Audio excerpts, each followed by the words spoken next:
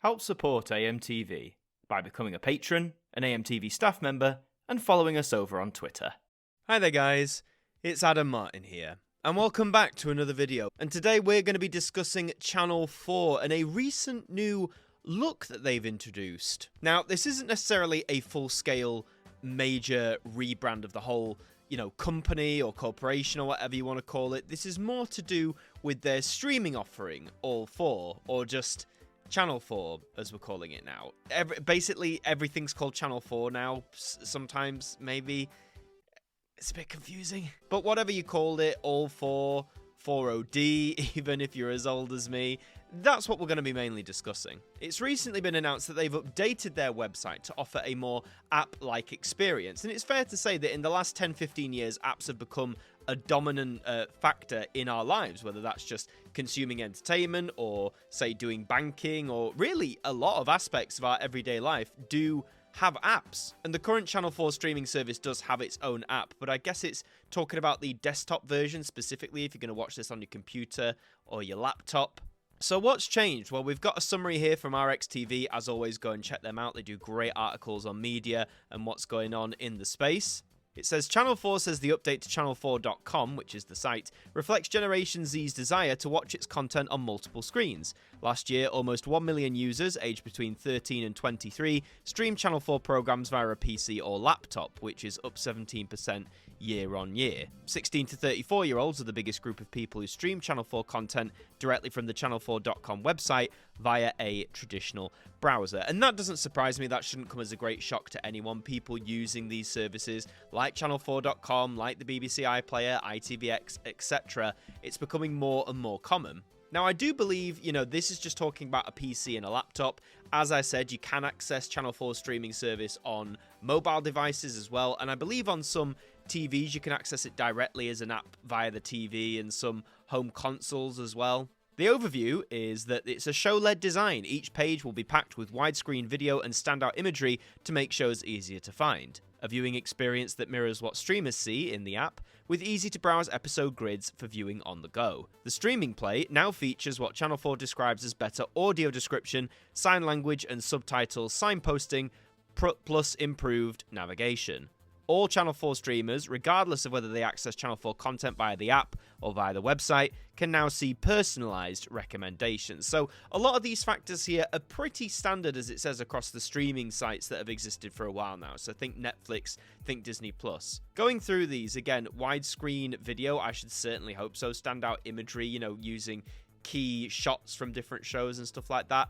The grid, the episode grid, that has been a sort of defining factor of streaming sites for ages now. I mean, some would say it all looks a bit too uniform. Some would say they all sort of blend into another. And I think it's true that when you go between even Channel 4's new look, which we'll take a look at a bit later, and other sites as well, the look is very similar, like across websites. There's not that much room sometimes for the individuality of the broadcaster or the streamer to shine through. I mean, better audio description, sign language, and subtitles, I think that's always a good improvement. At signposting for those who need those services is so crucial. If it isn't signposted well, then those audiences might not even be aware that certain programs have that feature. So to make it more easy to recognize in whatever form that might be, plus the improved navigation for those audiences as well who require these services, is always a good step forward. The corporate comment is from Kieren Dight, who's the Director of Streaming and Content Strategy at Channel 4, and they said, Channel 4 streamers can look forward to a content lineup that's distinctive, entertaining and truly stands out, with our commissions reflecting our Britishness, purpose and irreverent attitude that speaks to young audiences. We're also giving audiences a more seamless, connected and accessible viewing experience across all of Channel 4's services and platforms. These enhancements support our plan to become the first public service streamer. Now, this has cropped up in Channel 4 a lot recently, especially this year, talking about it's going to be the first public service streamer in terms of that's the way the company's going. We've already talked about how some subsidiaries of Channel 4, so say like More 4, Film 4, 4/7, all of those, they might eventually be wound down as traditional channels and be moved to online only. The main Channel 4 channel will probably have to stick around for a while with its main source as a public service broadcaster. We've talked about similar things as well with BBC One, for example, or ITV1. I think they'd really have to go through Ofcom if they were going to take that off traditional, but that might happen eventually too. But the first public service streamer, I mean, what's ITVX then? Is that not a public service streamer? Or maybe it's not, I don't know. But, they're gunning for this accolade. They're gunning for this title. Interesting as well how they specifically mention young audience as well, which, let's face it, that's what all the broadcasters are always chasing anyway. You've got to get the new generations in as the years go on. Otherwise, your audience will gradually dwindle and then fade away into nothing.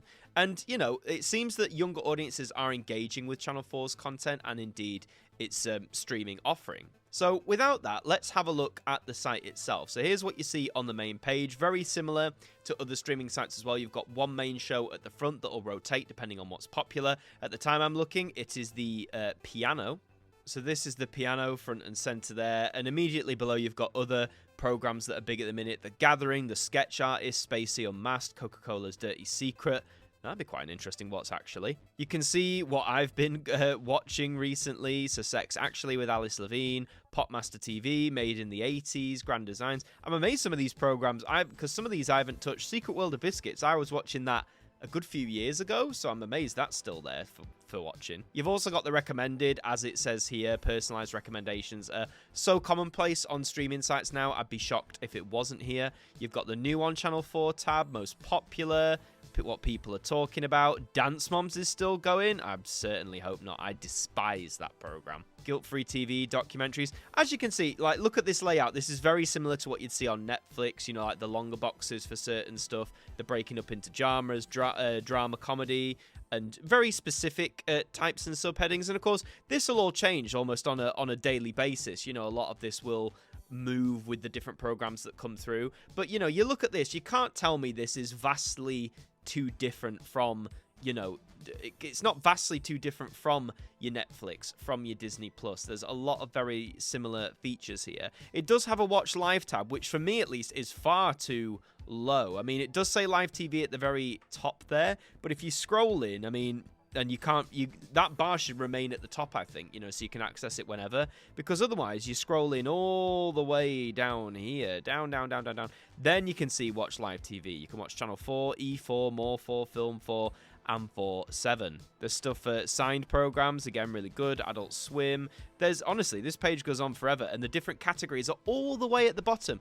And again, this isn't necessarily a problem, but that bar we saw at the top, really, that should maintain, why is it only here when we're at the very top of the page and then it disappears? That should, I think, for me, carry on as we scroll through the page. But, when you click on categories, let's see what it says. So we've got all shows, 2,057 shows on offer. That's just TV shows, mind you. And it says, look there, subheadings. Now, I don't mind this as such. I think I'd prefer the genres making up most of the screen rather than this all shows thing as the default. But having all shows as a default isn't necessarily a bad move. I mean, if you click on box sets, well, that just looks very similar, doesn't it? Obviously, a lot less shows, but the layout's exactly the same pictures and stuff. There's not really much difference between that and categories apart from the amount of shows as a default. The live TV page, I like that. Drop down, you get a full look at what's coming there, the different channels and such like that. You've got a link to a TV guide. You can just click into any of these. My 4, I guess, keeps track of, your account. So it says watching, my list, history, account settings. I can sign out. So really, even though it's this, rebrand, it doesn't seem, obviously it might be newer for the channel4.com website, but it's not that different from other streamers. Let's have a quick look at the other public service broadcasters and what they're offering and see if we can see any similarities or differences. So kicking off, this is the homepage for BBC iPlayer at the moment, at the time I'm recording this.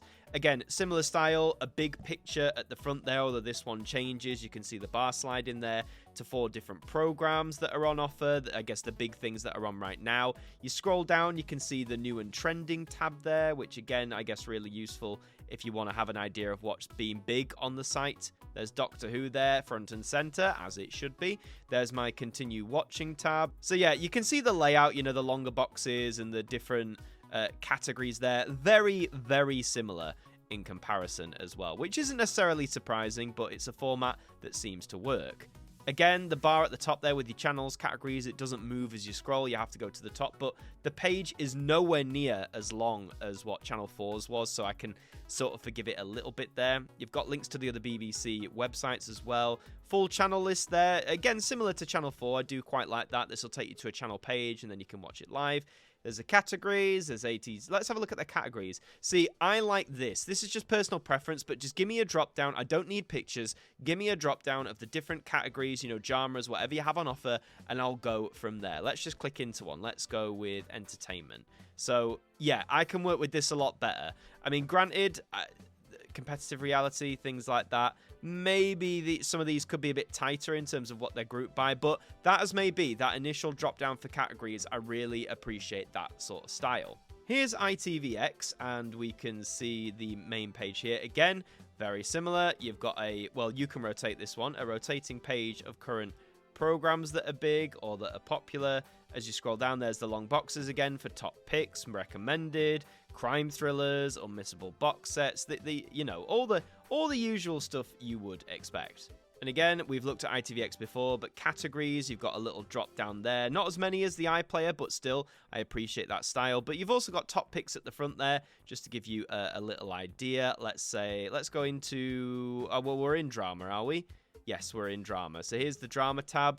Really nice, really clear. So Channel 4 does a lot of things right that the other ones are doing, but do you see what I mean in that a lot of them are very similar? There's not much room for an individual channel's creativity to shine through necessarily. Then we go on to My 5, and this is their streaming offering. Again, main box here with rotating images, very similar to what ITV do. Scroll down, you've got some popular now, gripping dramas. I've been watching a program on Noel Edmonds because, well, why do you think I've been watching a program on Noel Edmonds, really? He is my father, after all. So yeah, very similar style there. A very long homepage, just seems to keep going. I think Channel 4's is still the longest, though. Let's have a look. You can browse live TV. That gives you the different channels, very similar to Channel 4. TV guide, my list. So is there no categories option as such? Oh, well, there you go. So you have to click on browse. I guess that makes sense. But see what I mean here at the top? Go by genre straight away. Let's just go back to Channel 4. For that, you have to go into categories and... Oh, well, it is there as well. I do stand corrected. It is there. But that's what I meant. You have to click into it. You get the all shows there. But I don't know what it is. It's decent. I'm not saying it's bad by any means. And this is just a personal preference. And I know I'm going to get, oh, you just love the BBC. But as a viewer... I personally find the iPlayer interface a lot more easy to interact with. It's a lot more easy for me personally on my eyes, as we know I don't have the best vision. But the user experience I have on the iPlayer is just a generally more comfortable one. The others aren't bad. You know, ITVX, Channel 4, My 5, they all have their merits. But even with the BBC compared to like your Netflix and your Disney Plus, there is so much that sort of overlaps in terms of style, which is a great shame because yes, whilst the grid style works really well for streaming services, which is why they've all probably gone to it, I think this adaptation of everyone basically doing the same thing with very minor differences sort of takes the fun out of streaming. It was great in the early days when every site had, visible differences or their own unique stamp on how they do a streaming service. They weren't necessarily the most efficient or the most practical at times, but it was different. Here, though, we're going more towards this uniform policy, and whilst I appreciate why Channel 4 has done it to sort of keep updated, to stay relevant, especially with that younger demographic, to get them using the streaming site to make it more appealing to them, I hope it can have more personality going forward in the future. That's what I want to say there. But that is all for this video, but I want to know your thoughts. What do you think about this new look for Channel 4's website, its streaming offering? Do you think this grid system, this style of streaming is a bit tired now? Do you think we need to radically change it? Or do you think this is just the peak model for streaming on websites and it needs to stay like this forever? Thank you very much for watching the video. If you enjoyed it, please do leave a like on it. It really does help us out. And subscribe to the channel as well. We'd love to have you aboard here with us. In the meantime, I've been Martyn from AMTV. Thank you for joining me, and I'll see you next time. Thank you to our patrons for helping to support the show, and a special thank you to Macra, Ethan Carberry-Holt, Bruce Danton, Globe of Reviews, Derek Chambers, Shaun Knock, Daud Khan, Liam De-Maine, Trev Hughes, Ajmac 200017, Deck KP20, Simon Harrison, Evan Hart 41, Jen, Ted Elliott, Tim Ripley, Mr. Eurovision 1986, are AMTV staff members.